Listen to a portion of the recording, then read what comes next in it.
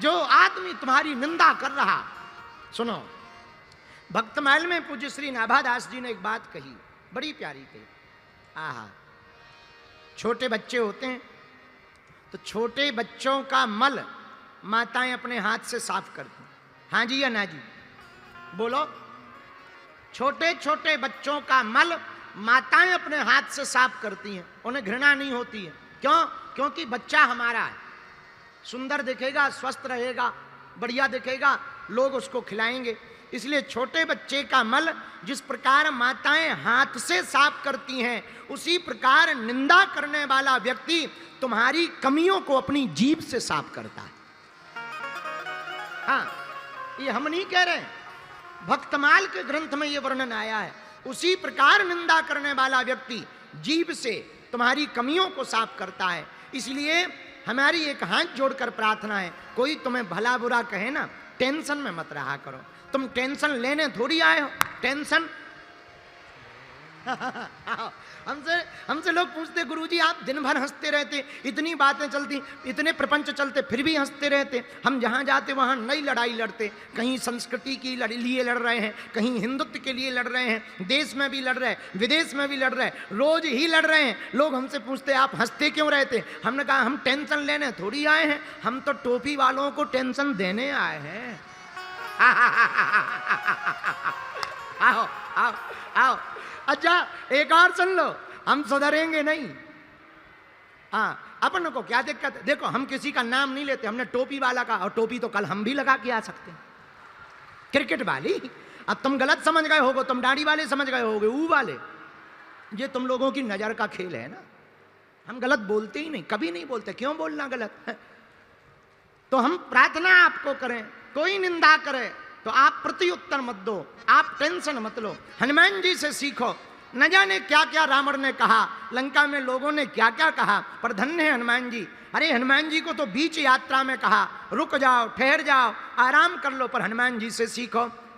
राम काज कीन्हे बिनु मोहि कहाँ विश्राम। जब तक राम काज नहीं हो जाएगा तब तक हम विश्राम नहीं करेंगे। तो धन्य है सुंदरकांड। सुंदरकांड इसलिए सुंदर है क्योंकि यहाँ बड़ों की बात छोटे सुनते हैं। जहाँ बड़ों की बात की आज्ञा छोटे माने, वहाँ सुंदरकांड सिद्ध होता है, और जहाँ छोटे आज्ञा अपने बड़ों को दें, वहाँ लंका कांड सिद्ध होता है।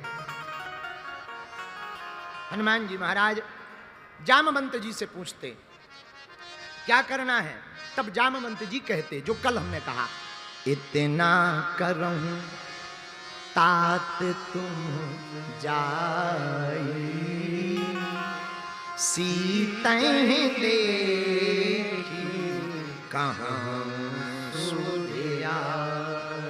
माता जानकी जी को देख करके वापस आ जाओ। हनुमान जी महाराज वचनों को सुनकर के प्रसन्न हो गए और सुंदरकांड प्रारंभ हुआ। चौपाई बड़ी प्यारी। जामवंत के वचन सुहाए,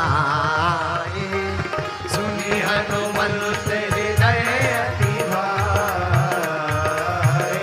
एहा जामवंत के वचन सुहाए, सुनि हनुमंत हृदय अति भाए।